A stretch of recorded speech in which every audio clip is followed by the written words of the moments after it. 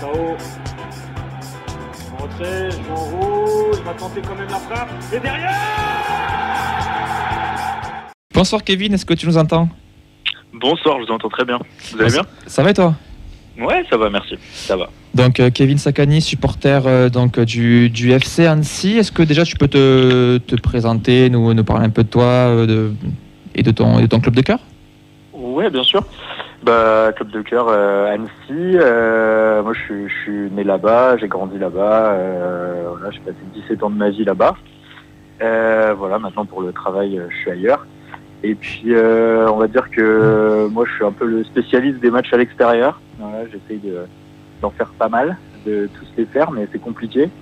Donc voilà, on me retrouve souvent dans les parcages, avant en national pendant 2 ans, et là en Ligue 2. Voilà. Est-ce que tu fais partie là? Moi j'avais vu un reportage à la télé là sur 3, il y avait 3-4 jeunes là. D'Annecy là qui c'était il y a 1 an je crois, c'est passé, je sais plus sur quelle chaîne. Moi je fais pas partie des 2 groupes de supporters, mais je les connais très bien. D'accord. On se côtoie souvent dans les parcages, et oui, il y a 2 groupes de supporters, dont un qui a été créé, si je dis pas de bêtises, en décembre 2021. Donc du coup là ça fait un petit peu plus d'1 an qu'ils sont dans les stades, enfin surtout à domicile et beaucoup à l'extérieur. Et c'est surtout des jeunes, ils ont une vingtaine d'années, entre 20 et 25 ans, et ça met une bonne dynamique pour le club et pour le supporterisme à Annecy. Ouais. La Savoie, c'est une sacrée terre de foot au final. Hein. On a eu Evian, Thonon-Gaillard il y a quelques années, on a le Thonon FC, maintenant on a Annecy qui devient professionnel. Est-ce que tu peux nous parler un petit peu de l'histoire de ce club qui est finalement récent professionnel, mais qui a déjà connu aussi des heures de gloire passées? Ouais, l'heure de gloire la plus grande, c'est en ce moment. C'est maintenant. On va pas se mentir. Annecy a été pendant très longtemps un club amateur, un très bon club amateur, plusieurs fois champion de France amateur dans les années 60-70. Et après, le club a réussi à monter jusqu'en 2e division à l'époque. Ils y sont restés 5 ou 6 ans dans les années 80, fin des années 80, début des années 90. Et en 93, il y a eu un dépôt de bilan. Le club est reparti de très très bas. Et en gros, 93, ça fait 30 ans, donc c'était ma naissance. Donc j'avais jamais vu le FC Annecy professionnel. Donc ça a été des années de galère dans les plus petites divisions. Et puis là, dans les années fin des années 2010, début des années 2020, c'est la renaissance petit à petit. Il y a eu pas mal de montées, des enchaînements de montées. Et puis en 2020, grâce au Covid, on va dire, Annecy est en tête de sa poule, les championnats ont été arrêtés, et ce qui fait qu'Annecy a pu monter en national. Et ensuite, il y a eu 2 ans en national, une saison où Annecy se sauve à l'avant-dernière journée, et réussit à se maintenir. Après une saison de galère dans la zone de relégation pendant 2 mois. Et puis l'année dernière, c'est le miracle dont personne ne s'attendait. Qui a fini 2e et est monté en Ligue 2. Donc, et a retrouvé le monde professionnel, donc 29 ans après sa dernière apparition. Donc, là, c'est le petit miracle. Et puis sur cette saison de Ligue 2, ça se passe pas trop mal. Et surtout, comme je te disais au début, c'est vraiment historique et c'est vraiment le gros moment, puisque là, il y a cette demi-finale de Coupe de France qui n'avait jamais atteint ce niveau de la Coupe de France. Donc c'est assez fou. Ouais, parce qu'au final, quand on écoute tout ça, on parle c'est une épopée, on va dire, au long terme, avec plusieurs surprises, plusieurs exploits. Et au final, vous arrivez à vous inscrire cette année. La course au maintien, ça se passait bien en début de saison. Là, ça va peut-être un peu plus compliqué, on va en parler, de jongler entre le maintien et la coupe. Toi, ton regard sur ce début de saison-là, c'est que du kiff, que du rêve, ou c'est quand même un peu compliqué? Ah non, c'est que du kiff. T'es en Ligue 2, t'es 15e du championnat, t'es pas relégable. Tu vas dans des beaux stades, tu joues contre des grosses équipes et t'as le niveau. Donc c'est vraiment du kiff. C'est déjà du kiff d'être en Ligue 2 court et d'être en capacité de se maintenir, voir que Annecy a le niveau, c'est vraiment un kiff. Et puis il y a eu cette bonus, gros bonus Coupe de France, notamment avec l'exploit à Marseille dont vous parlez. Ça fait grand bruit. Donc non, c'est du kiff, même si là depuis un gros mois là c'est un petit peu plus compliqué. Mais comme a dit Laurent Guyot là depuis 2-3 conférences de presse, Annecy est revenu un peu dans son championnat et voilà, il savait que l'équipe allait galérer. Et puis Annecy va galérer jusqu'au bout, mais avec les capacités de se maintenir. Voilà. Le vrai objectif c'est le maintien. La fête sera très grande bien sûr si Annecy va au Stade de France jeudi soir, mais elle sera encore plus grande s'il y a maintien au bout. Parce que surtout qu'il y a 4 descentes en Ligue de Seine, donc c'est pas facile. Du coup, ce match de Marseille, est-ce que ça a été un vecteur de motivation où il y a eu du relâchement justement après ce match-là dans la course au maintien? Pour moi, mais ça a été un peu le piège en fait. Passer à Marseille, ça a été, je trouve, un petit piège. Et là, depuis, c'est des résultats catastrophiques. Annecy a pris 1 point en 5 matchs. Annecy avait une très grosse défense, une des meilleures du championnat, toujours dans les 5-6 meilleures défenses du championnat. Et là, sur les 5 derniers matchs, ils ont pris 15 buts, dont 3 grosses raclées à Sochaux contre Metz et là, samedi, à Nîmes. Donc c'est un peu à double tranchant. La coupe peut faire du bien. Peut-être jeudi, il y aura un sursaut d'orgueil. Mais en championnat, ça a mis un peu le club dans la difficulté, alors que avant Marseille, même s'il y avait 9 points d'avance sur la zone de relégation, là, il n'y en a plus que 2. C'est marrant parce qu'on est un peu dans la même dynamique, nous à Toulouse aussi. Hein. Pardon, je t'ai pas entendu. Non, je disais, on est un peu dans la même dynamique à Toulouse aussi, hein, où on a eu ce quart de finale où on est allé gagner, on a l'impression que... Plus de points d'avance sur la zone de relégation, il y a moins d'équipes qui se battent pour le maintien, donc ça va un petit peu mieux pour Toulouse. Mais oui, c'est un petit peu la même dynamique pour les deux équipes. Et sinon, tu peux nous parler de jeudi là, comment ça va se passer à Annecy là? Il y a de la ferveur, tout le monde a pu avoir des places. Monsieur Ambiance. Déjà sur les ventes de places, ça a été incroyable. C'est tout parti en quelques heures. Il n'y a même pas eu la possibilité d'ouvrir au grand public. C'est-à-dire que là, tous ceux qui seront au stade, ce sera les partenaires, les abonnés, les groupes de supporters et quelques personnes qui avaient réussi à avoir des places, qui avaient pris des places tout au long de la saison pour quelques matchs. Mais donc 13 500 personnes, 13 500 places qui sont parties en quelques heures. Le président a dit tout à l'heure en conférence de presse que s'il y avait pu avoir un stade de 40 000 places, il l'aurait rempli.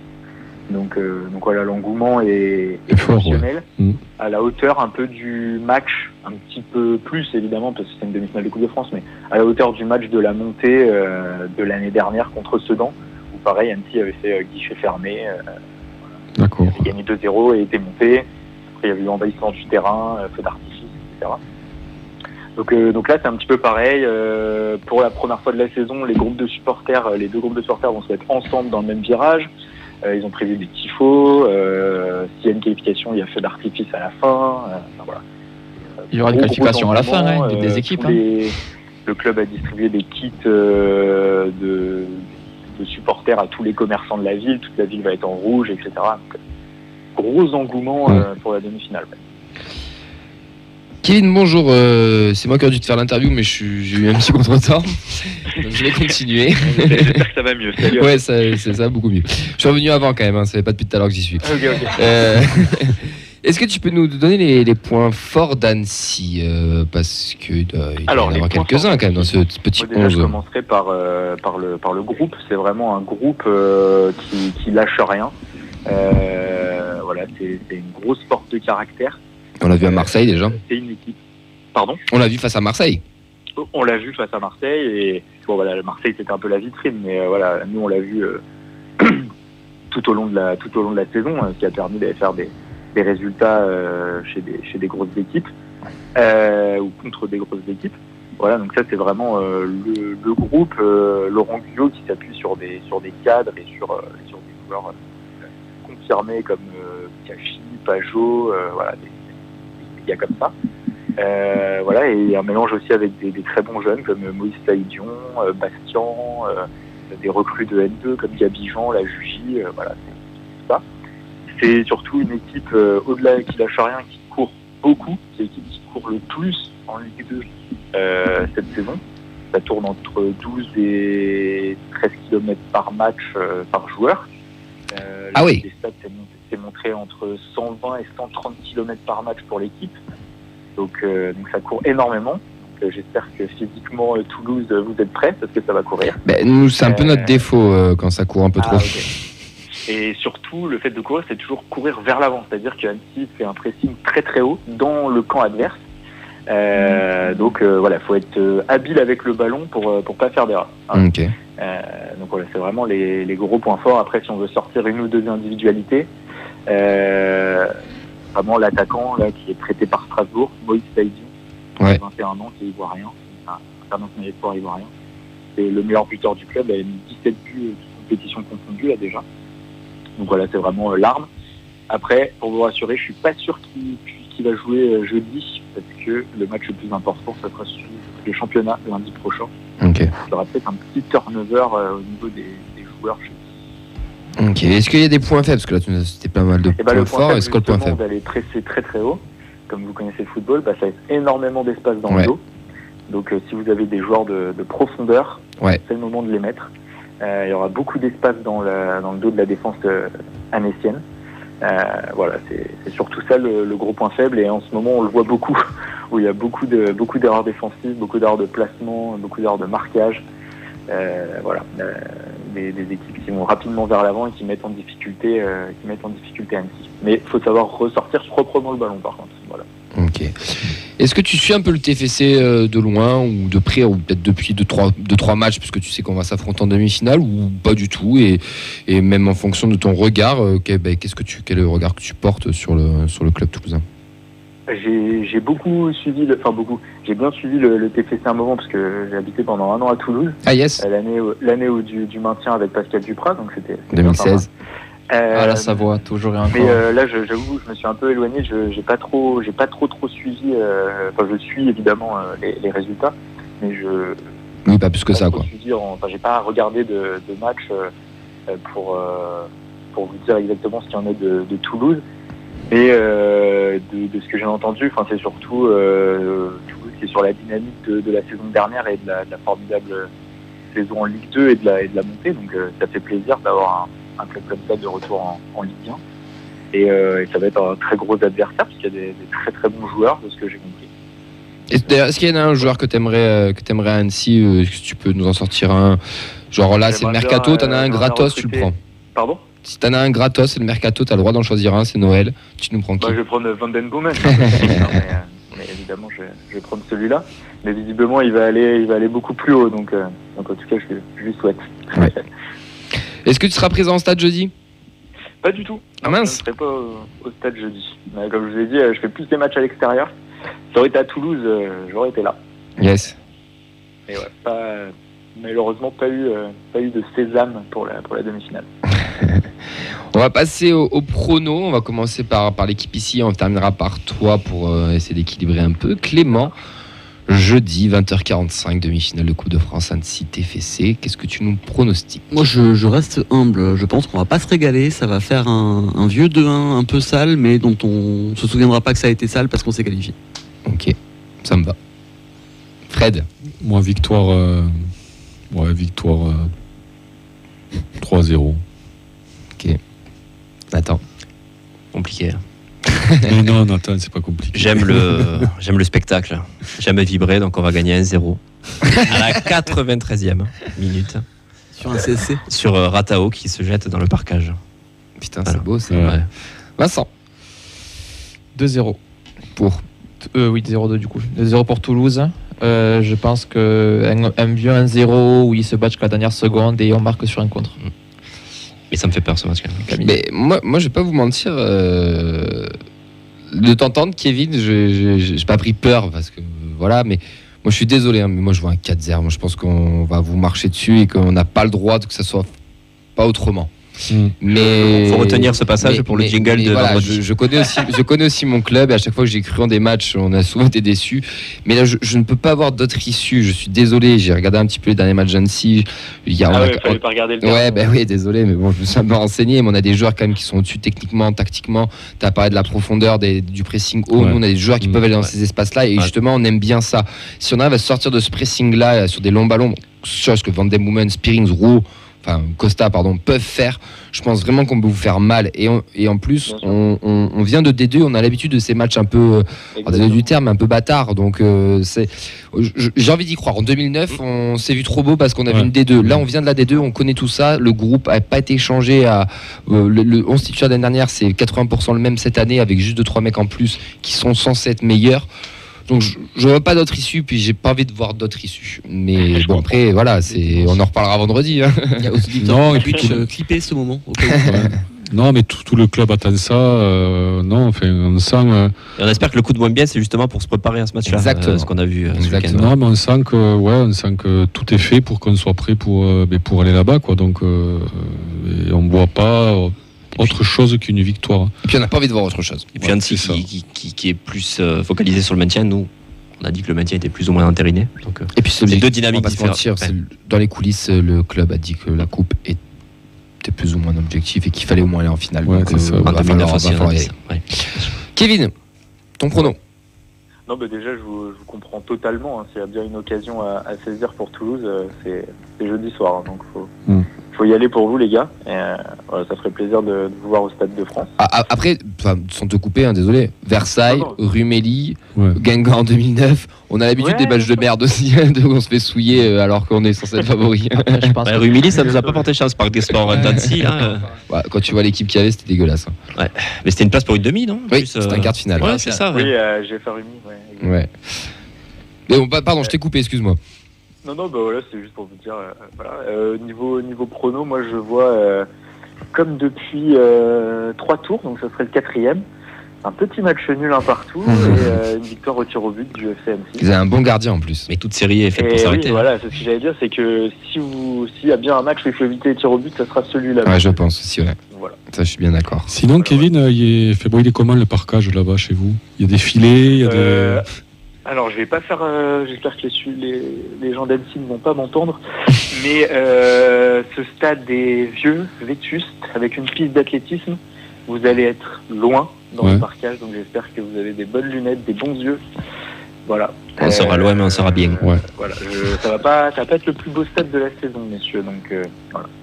C'est pas grave. Vous allez prendre du plaisir sur ce qui se passera sur le terrain. On espère. En tout cas, merci beaucoup Kevin pour ton intervention. On te souhaite un très bon match jeudi. Je vais pas te mentir, mais j'espère qu'on gagnera et pas vous. Mais je vous souhaite quand même un bon match, que le football, qu'on se régale par le football. Mais on vous supportera en finale si vous allez. C'est gentil. Surtout si c'est Nantes. Merci beaucoup pour l'invitation. Ou Lyon. Puis, continuez comme ça, votre émission est super cool, j'ai tout écouté. C'est gentil, merci beaucoup. C'est gentil, ouais. Mais écoute, on refait une émission vendredi, je vais pas te mentir. En fonction du résultat, si tu es chaud d'intervenir pour une défaite ou une victoire, qu'importe, on pourra tout reprendre pour faire une petite analyse. Si on perd, on n'est pas sûr de t'inviter. Mais si, on la joue bon joueur. On la jouera bon joueur. On fera une thérapie et puis voilà. Pas de problème. Vous me dites les gars, il n'y a pas de problème. On se tient au courant. À bientôt Kevin. À bientôt. Ciao. Nous, on vous le répète, c'est la grosse semaine pour la feuille de match aussi. C'est une semaine c'est la semaine sainte. J'allais la faire. C'est la semaine historique, Santa messieurs. Semana. Info live du Danus, ça se passe jeudi, c'est de prise d'antenne dès 20h. Nous on sera au bar dès 17h pour installer, donc vous pouvez même venir un petit peu en avance pour ceux qui sont là. Si vous voulez venir discuter avec nous, n'hésitez pas, les micros seront ouverts, j'insiste, les micros seront ouverts. On sera en diffusé dans tout le bar, mais attention parce qu'on va la jouer réglo. 18 pubs toulousains, si je dis pas de bêtises, sur le 18 ont été décorés de fanions toulousains. Le club a mis en place plein de choses dans pas mal de bars, donc vous allez aller chez Tonton, la Rosa Negra, si je dis pas de bêtises, le Bull Rush, il y en a plein qui vont diffuser le match. Nous, le rendez-vous, c'est le Danube parce que c'est là-bas qu'on a l'habitude d'aller, qu'on a un partenariat aussi avec eux pour commenter les matchs. Donc, ce sera nos commentaires. Ce sera pas Fred Piquion d'Amazon, ce sera Vincent, Mehdi et moi dans les commentaires. On sera pas forcément très objectif, mais on essaiera quand même de l'être un maximum. Les micros seront ouverts à l'avant-match, à l'après-match, bien entendu. N'hésitez pas à venir, à réserver vos places ou surtout à venir très très tôt parce que je pense que les premiers arrivés seront les premiers servis. Il y aura un écran dehors, il y aura des écrans dedans, il y aura des écrans partout. Il y a de la place, il y a des super burgers, il y a des super formules aussi. Pour les plus courageux qui vont à Annecy, écoutez, on vous souhaite un très bon déplacement. Juste avant qu'on enchaîne sur le quiz, j'ai une dernière petite info qui s'est passée sur Telegram puisque les Indians ont diffusé un message. Donc pour dire que le parquage sera bien entendu limité à 600 places, que nous a dit tout à l'heure Vincent. Ils vont réouvrir les inscriptions demain dans la journée. Attention, il reste que 50 places restantes. Donc il n'y aura pas de possibilité de payer 50 € et de prendre seulement la place au stade. Il faudra obligatoirement faire le déplacement avec les Indians. Donc c'est 50 € avec les Indians. Ils communiqueront demain pour inciter les gens à prendre aussi des places par leurs propres moyens. Ça sera dans des portes M ou L en tribune Minervois.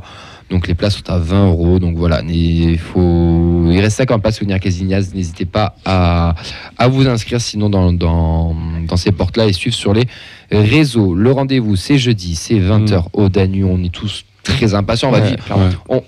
On va pas se mentir, on est en train de vivre une semaine historique. Ce club nous a fait pleurer, nous a fait vibrer, nous a fait passer par toutes les émotions, nous a fait chier aussi pendant pas mal d'années à rien proposer.